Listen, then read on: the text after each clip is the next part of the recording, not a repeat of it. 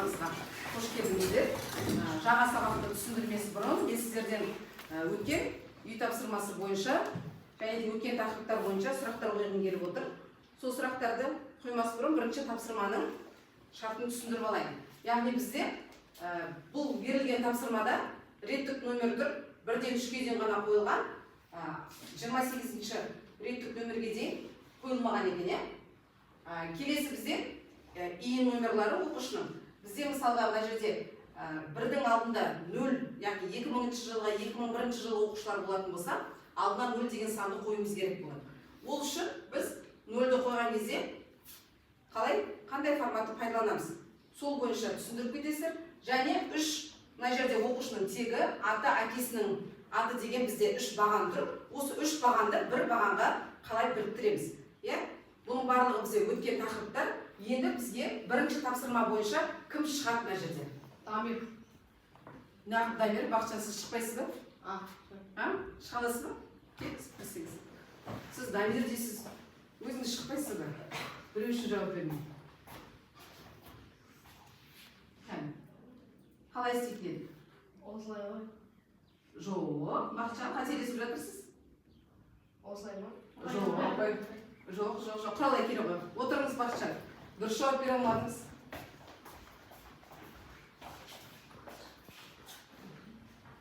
Біз 1-ден 2-3-ге дейін ұяшықты көрдіңіздер ме? Әдейі 1-ден 3-ге дейін реттік номер тұр. Содан төмен қарай біз не істейтін едік? Созып тарта салатын болсақ, бізде реттік номеріміз қойылып шыға келетін. Өте жақсы, отырыңыз. Келесі екінші тапсырма. Бізге үй номердің алдына 0 деген санды қою керек. Кім шығады? Дамир, келіңіз. Дамирден басқаларыңыз білмейсіздер ма? 0 деген санды қояйын. Форматын ауыстыру. Жақсы. 1-ден форматын ауыстырамыз, Ол да болады. Сіз өшіп салыңыз ол білемейді. Назар, сіздерсін бассаңыз, формула аймағынан. Өте жақсы. Яғни 0 сан негізу арқылы, форматты өзгерту арқылы үй номердегі 0-ді қойды. Келесі 3 бағанды бір ұяшыққа біріктіру. Кім жасайды? Мерастан басқаларыңыз. Келіңіз Мерастан. Бана қысылмай, өз білгендеріңізді көрсете беріңіздер. Қандай команданы пайдаланушы еді? Сцепить деген команданы пайдаланып едік. Excel'де бізде формулалар аймағында бізде сцепить деген формуламыз бар еді. Соны пайдалану арқылы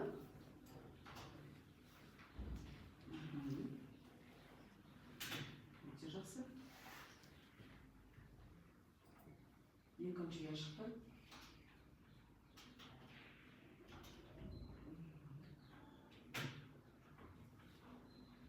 Қайтадан. Жақшамызды жабамыз. Өте жақсы. Бізде енді барлық оқушыларға балалар біріктіру үшін формуланы соза салдық. Сонда бізде барлық оқушының тегі, аты, әкесінің аты бір ұяшыққа біріктірілді. Бастапқыда бізде 3 ұяшықта 3 бөлек тұрған еді. Жарайды, жақсы, отыра қойыңыздар. Енді жаңа тақырыбымызды бастайық. Келесі бізде сабағымыздың тақырыбы үй тапсырмасын қайталап болса, қолданбалы есептерді шығару деп дәптерімізге жазып алайық. Бүгінгі күн ретін жазды дәптеріміздің қолданбалы есептерді шығару деп жазып алайық. Бүгінгі сабағымыздың мақсаты, яғни біз сіздермен осы электрондық кестелерді қалай қолдану арқылы есептерді шешу үшін кіріктірген функцияларды пайдалану және электрондық кестелердегі мәселелерді шешу үшін қандай түрлі деректерді, пішімдерді пайдалану керек екендігін және де кестеде көрсетілген функциялардың графиктерін қалай қарастыру керек екендігін бүгінгі сабағымызда толық меңгеріп шығуымыз керек болады. Енді бізде сіздер математикадан білесіздер, көптеген математикалық формулалар бар, есептеулер жүргіземіз. Мысалға, бір санмен бірнеше санды қосуымыз керек болады, немесе көбейту керек болады. Бізде өткен сабақтардан бері өтіп жатырсыздар. Яғни, сцепитті жасадыңыздар ғой. Енді мысалға бізде бір оқушының бағасын біз есептеп шығуымыз керек. Мысалға сыныптардың тізімі тұр мына жерде, иә? Біз не істейміз? Сыныптарыңыздағы кез келген бағаға балаларға баға бердік дейік. Иә? Кейбіреуінде жоқ қылдырайық, мысалға, иә? Біз не істейміз? Осы оқушылардың бағасының орта балын есептеуіміз керек болады. Ол үшін мен осы мына бағаларын кез келген пәнде болайын. Математика болсын, информатика болсын, ағылшын тілі болсын, осы оқушылардың алған бір күндік бағасы деп есептеге. 5 алды, біреу 4 алды, біреу 3 алды деген сияқты. Енді осы кейбір оқушылар бізде үй тапсырмасына дайын болмады, немесе сабақта белсенділік арттырмаған үшін оларға баға қоймадық деп кетейік.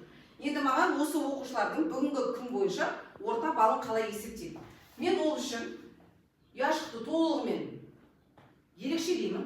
Сөйтемін да бізде формула аймағы бар. Бізде міне автосумма деп тұр.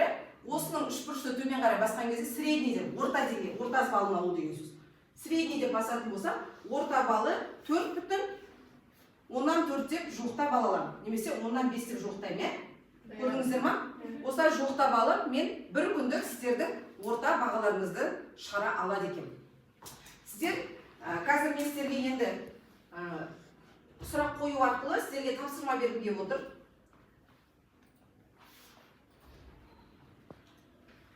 Алдыларыңызда сіздерге 3 сұрақ тұр. Информатика деген сөзде неше бит бар? Бұл біздің мүлдем бірінші тоқсанда өтіп кеткен тақырыптарымыздың бірі, иә? Егер сіздер сұрақты толық жауап беретін болсаңыздар, мен сіздерге өздеріңізге таңдау беремін. Жасыл түстегілер бұл біздегі А деңгейіндегі тапсырмалар. Егер сіздер сұраққа кішкене қиындап, қателесіп жауап беретін болсаңыздар, онда Б деңгейіндегі сұрақты аласыздар. Егер сіздер мүлдем жауап бермесеңіздер, мен сіздерге С деңгейіндегі тапсырманы беремін деген сияқты. Так, кім айтады? Информатика деген сөзінде неше бит бар бізде? Қай топ айтады? Бірінші топ, екінші топ, қол көтеріп жауап берсек.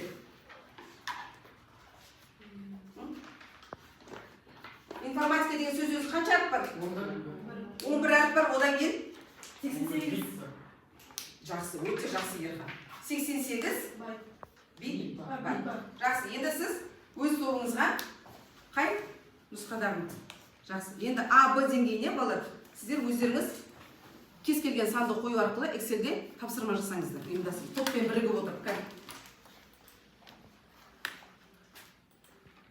Келесі. Апай.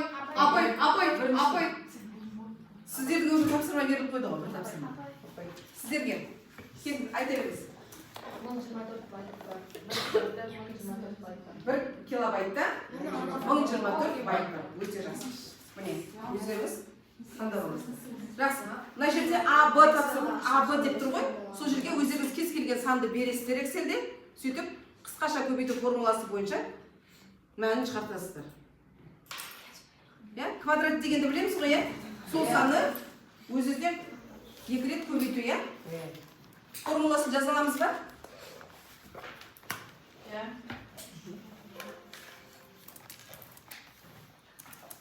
Excel-ді ашып жасаймыз.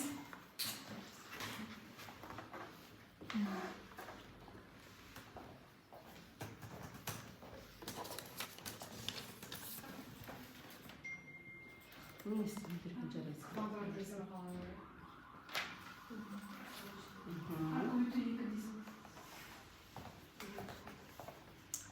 Өте жақсы.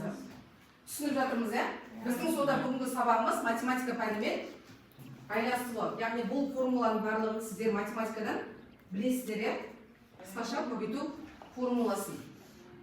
Екі топта кім болды? Апай шықты? Апай болды. Кән? Өте жақсы. Кән Ерхан? Жасадың ба? Жарайсың. Так, басқаларыңыз.